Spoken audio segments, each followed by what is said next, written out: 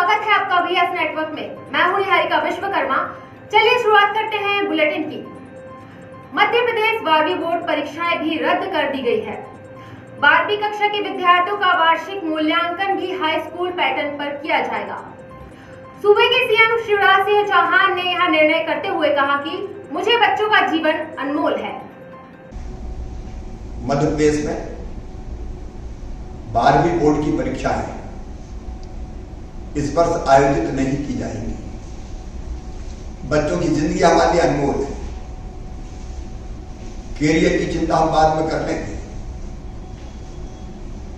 इस समय बच्चों पर जब वो कोरोना का संकट झेल रहे हैं, पूरा देश और प्रदेश झेल रहा है, परीक्षाओं का मानसिक बोझ डालना कतई उचित नहीं है। 12वीं बोर्ड के रिजल्ट किस प्रकार आगे आएंगे, ये तय करने के लिए हमने अपने मंत्रियों का एक समूह बना दिया है, जो विशेषज्ञों से चर्चा करने के बाद आंतरिक मूल्यांकन या अन्य आधारों का विचार करके रिजल्ट्स का तरीका तय करेगा। कोविड संक्रमण काल में लॉकडाउन और मौसम की मार से बदहाल किसानों के हक में आवाज उठाते हुए किसान कांग्रेस ने प्रशासन को ज्ञापन सौंपकर बिजली बिल माफी और मुआवजे की मांग की है। अध्यक्ष अमित सक्सेना ने खाद बीज की समस्या समाधान की भी मांग की है।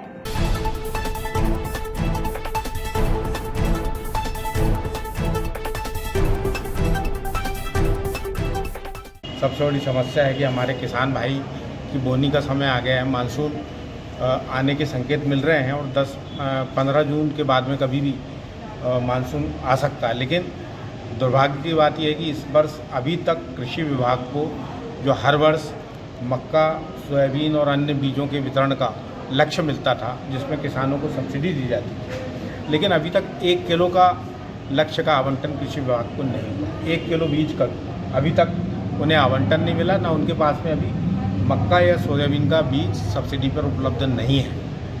तो ये बहुत मध्य प्रदेश शासन के जो मुख्यमंत्री हैं शिवराज सिंह चौहान, ये अपने आप को किसान पुत्र कहते हैं, लेकिन इनके सारे कार्य किसानों के विपरीत होते हैं। अभी तक बीज की कोई योजना नहीं बनी।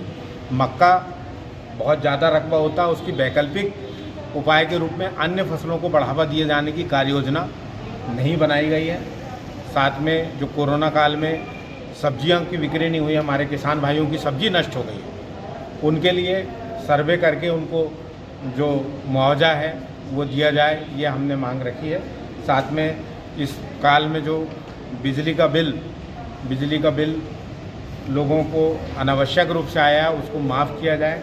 और इसी तरीके की मांगों को रखते हुए हमने अभी कलेक्टर साहब को ज्ञापन दिया है। कांग्रेस के झुग्गी झोपड़ी प्रकोष्ठ अध्यक्ष फिरोज खान ने 2 टूक शब्दों में कहा कि अगर नगर निगम ने उनकी मांगे नहीं मानी तो संगठन उग्र आंदोलन करेगा। दरअसल फिरोज खान वार्ड क्रमांक 22 इमलिया बहुता के रहवासियों की समस्याओं के लिए ज्ञापन सौंपने पहुंचे थे।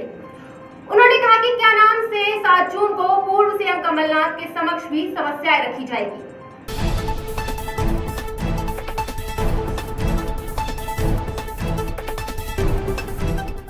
बिजली पानी दे न सके वो सरकार निकल भी है। इमलिया बहुता नगर निगम क्षेत्र, ये 15-20 वर्षों से वहाँ झुग्गी झोपड़ी वासी अपना आवास निवास कर रहे हैं। वहाँ न बिजली और न पानी की व्यवस्था आज तक नहीं है, कोई मूल व्यवस्था नहीं है। अभी बरसातों में सांप निकल रहे हैं, अब 8-10 सांप निकल चुके हैं। उनका रात भर इनका जीना दुबार हो चुका है। आज हमने नगर निगम आयुक्त के पास आकर एक ज्ञापन दिया है कि इनके मकानों का टैक्स लिया जाए, टैक्स पटा दिया जाए और इनको बिजली और पानी की व्यवस्था की जाए। अगर इनकी बिजली पानी की व्यवस्था नहीं की गई तो कमलनाथ जी के सामने 7 तारीख को एक बहुत बड़ा आंदोलन झुग्गी झोपड़ी प्रकोष्ठ करेगा और नगर निगम क्षेत्र का घेराव करेगा। तो बिजली हमें बहुत जरूरी है। क्यों है? क्योंकि हमारे इतने छोटे छोटे बच्चे हैं कि हम अगर बच्चों को कहीं छोड़कर जाते तो वो कीड़े हमारे बच्चों को काट लेंगे। अगर सांप ने हमारे बच्चों को काटे तो हमारी जिंदगी किस काम की? हम कोई मकान की उससे नहीं है, लेकिन अगर बिजली रहेगी तो हमारे बच्चों को जाले में समझ में आएगा कि ये कीड़ा है।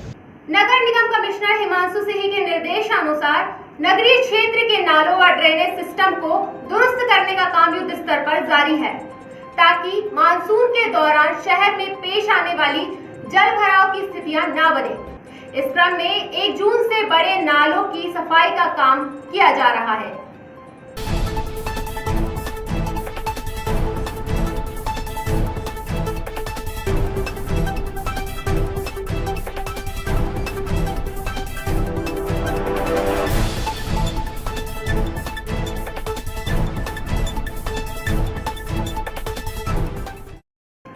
कोरोना संक्रमण, ब्लैक फंगस और मौसमी बीमारियों से बचने के लिए जरूरी जानकारियां और पर्यावरण संरक्षण हेतु जन जागरूकता का संकल्प लेकर समाज कल्याण सेवा परिषद के सदस्य घरों घर जाकर जागरूकता संदेश दे रहे हैं। संगठन द्वारा मास्क और सैनिटाइजर भी बांटे जा रहे हैं।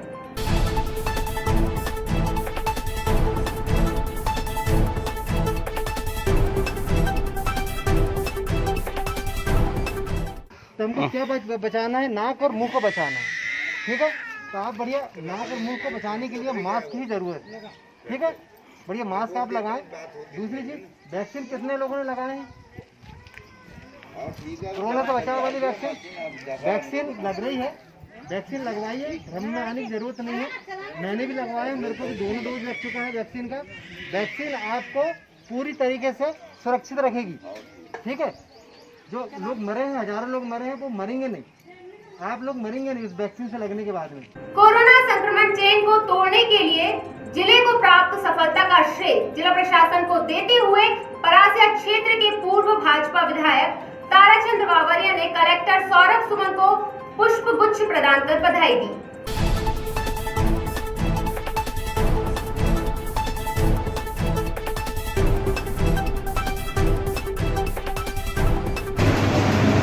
श्री सौरभ सुमन जी के नेतृत्व में उनकी पूरी टीम ने जो एक महत्वपूर्ण भूमिका निभाई, जिसके कारण हम लोग कोरोना की महामारी को नियंत्रित कर पाए।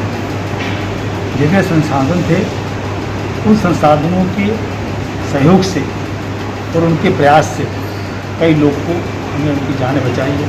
परासिया विधानसभा क्षेत्र से जब जब समस्या आई है, उनको जिला कलेक्टर, उनकी पूरी टीम को जब हमने अवगत कराया, उन सभी ने हमें सहयोग किया। इसलिए मन में एक विचार था कि अच्छे अधिकारियों की काम की प्रशंसा होनी चाहिए।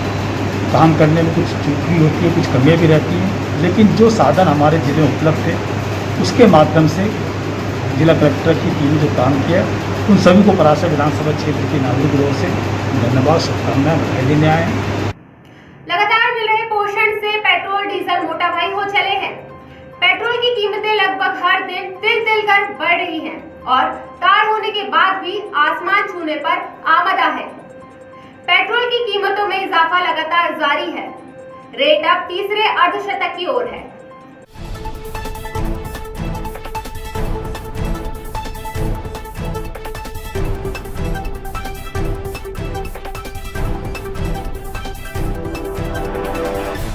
पेट्रोल दाम बढ़ रहे हैं, इससे बहुत ज़्यादा परेशानी हो रही है आम महिलाओं को, गृहिणियों को। घर के बजट में यहाँ से लेकर सब्जी भाजी से लाने जाना बहुत सारी दिक्कतें हो रही है। इससे दाम बढ़ रहे हैं तो हम कैसे करेंगे? घर का बजट कैसे मेंटेन होगा? आज 104 रुपये लीटर पेट्रोल है, कल को बढ़ जाएगा, तो फिर ऐसे में घर कैसे चलाएंगे? हर 10 मिनट के लिए गाड़ी लगती, जाना आना पड़ता है। एक तो बजट से बाहर हो गया, हर आदमी की स्थिति इतनी अच्छी नहीं है कि वो पेट्रोल को अफोर्ड कर सके, और इससे ट्रांसपोर्ट और जाने आने वाले जो टैक्सी वाले हैं उनको फ़र्क पड़ रहा है, हर चीज़ का किराया बढ़ रहा है और आम जनता बहुत तकलीफ में है। पूरे 58 दिनों तक लॉकडाउन में बंद अन्य दुकानों की तरह शराब की दुकानें भी बंद रही। होम डिलीवरी की सुविधा न होने के बावजूद एक भी दीवाना सिसकता बिलखता नजर नहीं आया। जो लोग मास्क से नहीं रहते वो भला कोरोना से क्या डरेंगे? यानी कुछ तो जुगाड़ था, बहरहाल अब तो दुकानें खुल चुकी हैं। जारी है खुला खेल फर्रुखाबाद में।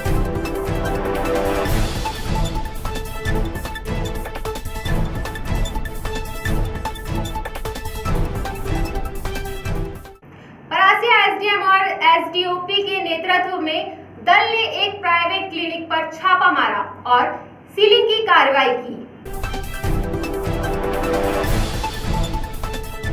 सलाहकार समिति के द्वारा तय किया गया था, जिन सोनोग्राफर सोनोलॉजिस्ट का पंजीयन अभी नवीनीकरण ही हुआ है, उनको सील की जानी कार्रवाई की थी जिसमें डॉक्टर JP गुप्ता जी का भी नाम था। तो उसके परिपालन में आज समस्त मामले के साथ आगामी समय तक के लिए सील गई है। जैसे ही पंजीयन इनका नवीनीकरण हो जाएगा उसके बाद कार्रवाई की जाएगी। पुश्तैनी जमीनी विवाद थाने पहुंचा और फिर बात ना बनी तो एक पक्ष ने SDM परासिया को अपनी समस्याएं सुनाई। मामला परासिया विधानसभा के ग्राम छाबड़ी खुर्द का है।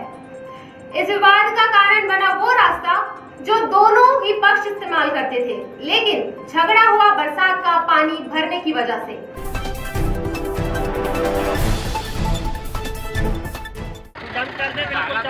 उठा डालो खोलो।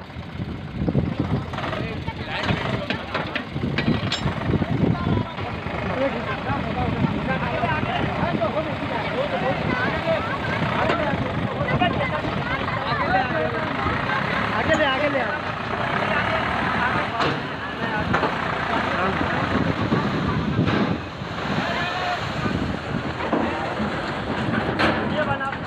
पवार। कहाँ रहते हैं? छाबड़ी खुर्द। ये बताओ जी रोड का क्या विवाद है दादा? अब विवाद सामने वाले यही बात कर रहे हैं, बाकी तो पूरी सब में सहमति है। अच्छा, कोई उधर कोई रोक नहीं लगा रहा, यहीं से यही बात है। नहीं तो ये रोड कितनी पुरानी है? पुरानी तो बहुत पुरानी है। आप कब से देख रहे हैं? 85 साल। आपकी उम्र 85 साल है? जी हाँ। 85 साल से इसी रोड से आना जाना कर रहे हैं? इसी रोड से आना जाना करते थे। तो इस विवाद क्या है? आप लोग क्या ऑब्जेक्शन लगा रहे हैं उस रोड को लेके? वो उसके लिए ऑब्जेक्शन ये है कि हमारी रोड जो 159 नंबर जो खसरा नक्शा है हमारा, हाँ। हमको हमारी जगह पूरी स्वतंत्र रूप से पूरी चाहिए। अच्छा, अगर उसमें कहीं रोड होंगी, सरकारी जगह होंगी, तो वहाँ से वो रोड बना सकते हैं। उनके लिए हमें कोई आपत्ति नहीं है, उनके लिए रोड निर्माण कहीं से भी कर सकते हैं। लेकिन अपनी पूरी जगह निकलने के बाद 159 जो खसरा नक्शा है वो पूरी हमारी रोड हमको वापस, वो हमारी जगह हमको वापस चाहिए। हमने उनको कभी मना भी नहीं किए थे आने जाने के लिए, लेकिन उन्होंने मारपीट किए तो भी हमको कोई आपत्ति नहीं हुई, लेकिन उन्होंने गाली गलौज किए। उनको बोल रहे थे कि एक तरफ से आप रोड ले सकते हो। उनने बोले कि हम पहले से जहाँ से जा रहे थे वहीं से जाएंगे। हमने उनको एक तरफ से रोड देने के लिए भी बोले थे, लेकिन वो हावी हो गए हमारे ऊपर, मारपीट की उनने। जब उन लोगों ने मारपीट की हमारे ऊपर, तो फिर हमको हमारी जगह वापस चाहिए। ये थी हमारी अभी तक की खबरें। कुछ और नई खबरों के साथ फिर होगी आपसे मुलाकात। तब तक हमें दीजिए इजाजत। नमस्कार।